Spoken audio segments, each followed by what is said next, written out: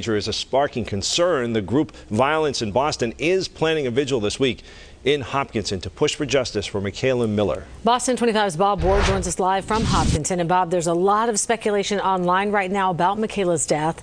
And the district attorney told you she knows people want answers. Yeah, we spoke to the district attorney just a short time ago. I'm going to bring you some of that in just a moment. But I have to say, Vanessa, there's not a lot of information about what happened to Mikayla that's being released.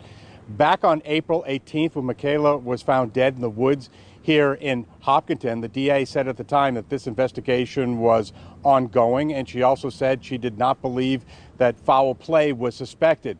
And here we are weeks later, and it's clear that this investigation is far from over.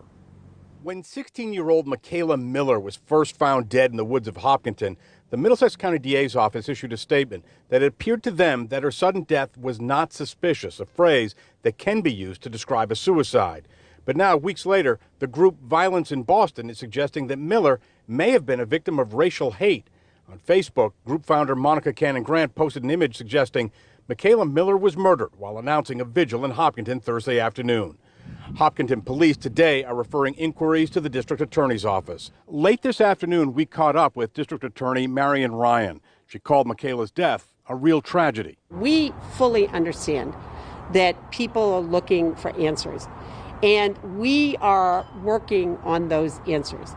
And we are awaiting things like a ruling from the medical examiner as to the cause and manner of death. We are waiting on forensics. We are continuing to interview and follow up on interviews with people. So all of that is happening. What we're really asking people is to give us the time to get the right answer so that we are getting to a just result for whatever happened with Mikayla.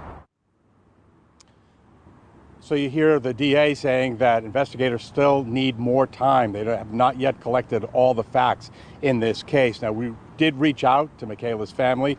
We've reached out to the group Violence in Boston, but we did not hear back from any of them. Reporting live from Hopkinton, Bob Ward, Boston 25 News.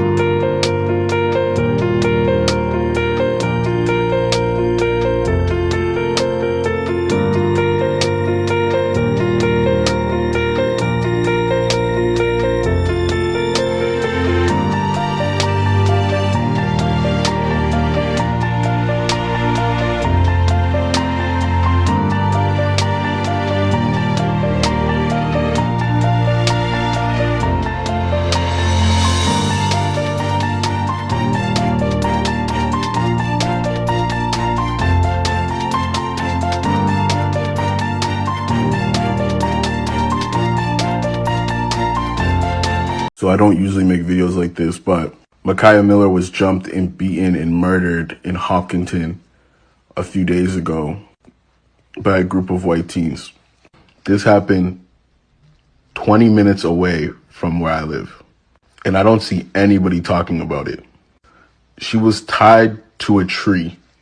I built a small platform on this app, and now I'm using that platform to spread this. Please spread the word. Justice for Mikayla Miller.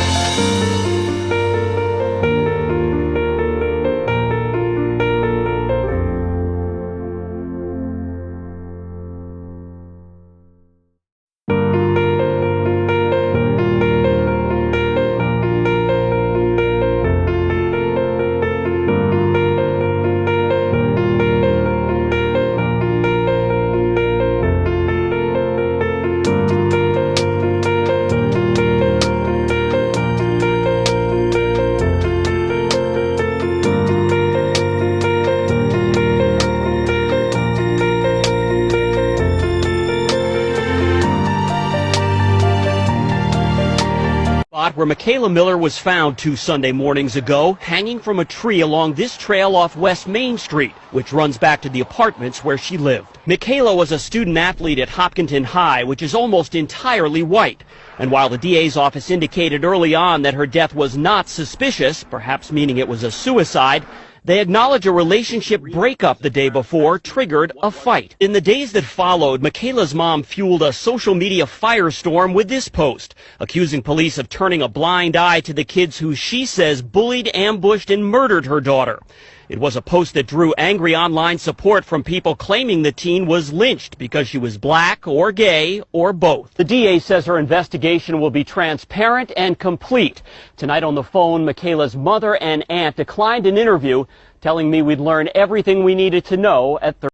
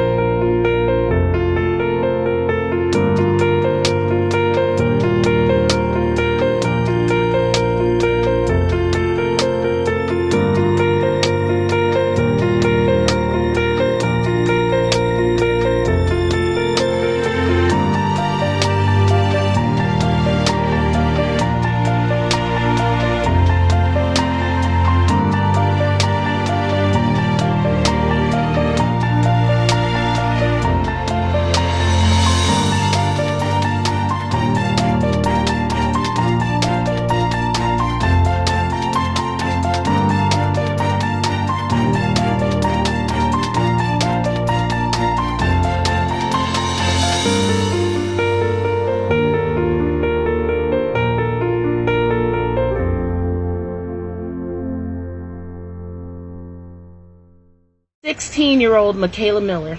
Hopkins, Massachusetts, April 17, 2021. Mikayla was jumped by a group of kids, murdered, and then was tied to a fucking tree and abandoned. And according to Mikayla's mother, Sergeant Sean O'Brien of the Millbury State Troopers Barracks warned her not to take this story to the media in fear of her daughter's sexuality being exposed. And not only did they do that, they also used Mikayla's sexuality to fucking delay the investigation into her death. Mikayla was murdered on the 17th and found dead on the 18th. The Hopkinton Police Department didn't document whenever Mikayla was jumped or whenever she was found dead. Mikayla's mother also states that they didn't talk to anybody involved with Mikayla's death. Instead, she was met with gaslighting and told not to go to the fucking media. Sergeant Sean O'Brien and everybody in that fucking police department needs to be held accountable. Signal boost the fuck out of this video. This number right here is to media relations, and this is the main number. Spread any video on TikTok you hear talking about Mikayla's story. We will get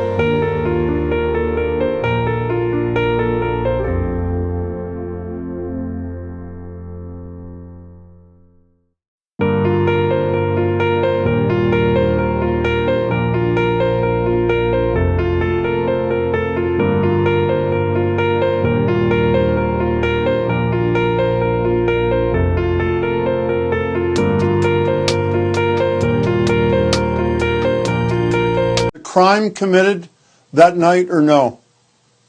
Well, what we know is that there was a physical assault that Mikayla described. Was it a crime? Was it a crime? Assuming that we were in a position where we could still be talking to Mikayla about what had happened, yes, I would expect that would have been the case. Well, I don't understand what that means. Meaning, if based on what you know, are these other people going to be charged with assault, battery, some crime based on what happened in that clubhouse?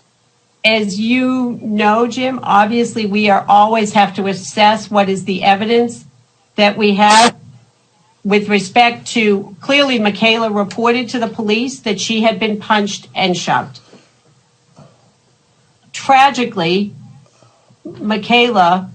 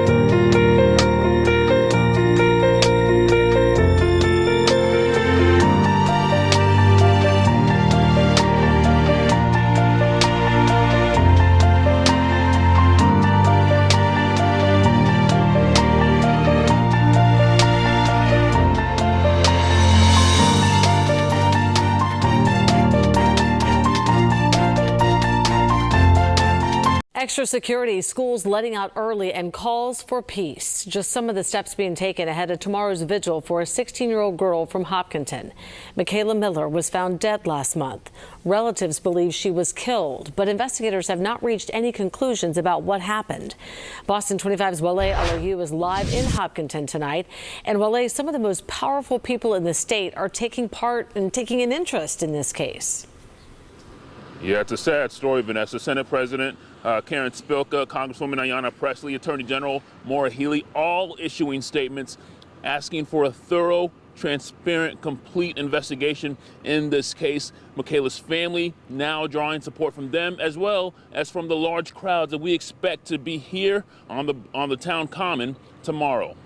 With all of the growing attention and support from Mikayla Miller, Hopkinton schools decided to have early dismissal Thursday as the town prepares for a rally near the Boston Marathon starting line. While police are finalizing security preparations, people in town have no idea what to expect. Some are a little concerned about the unknown, others not so much. I'm really not concerned about that. There's a hope that we can get to the bottom and understand what happened. The teenager was found dead in the woods near her home on April 18th. A talented athlete. While Middlesex DA Marian Ryan has suggested Mikayla may have taken her own life, many remain doubtful. Shocked and disturbed by the tragedy, but also, we don't know many facts. So we're trying to just hold out loosely and wait in patience on that. The group Violence in Boston is staging Thursday's rally, suspecting that Mikayla may have been murdered and possibly a victim of a racial hate crime. Group leaders say the DA, state, and local police are all incapable of properly investigating Mikayla's death,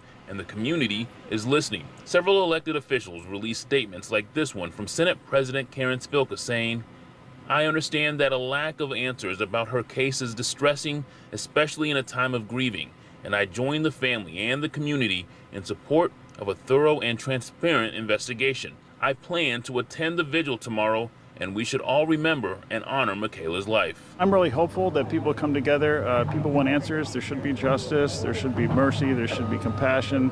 I'm most concerned about the family. How do you deal with losing a child? And tomorrow's rally is expected to remain peaceful. We will, of course, be here tomorrow to monitor the situation. It's expected to begin right around 4:30, Vanessa. And Wale, as the town there prepares for the vigil, talk to us about what the mood is like in this normally quiet town. Yeah, I'll tell you, Vanessa, the two words we heard the most today were impatience and confusion. People want answers and they want them fast. I spoke with one of Mikayla's classmates, in fact, who says it is almost impossible to focus in school right now. You got to remember, Vanessa, this is a small town, less than 20,000 people, and they never expect to see anything like this in their town. They really want closure, not just for the town, but for Mikayla's family. Yeah, I totally understand. You just feel for her friends and for her family, and hopefully they will get answers soon. Wale Alayu reporting live tonight.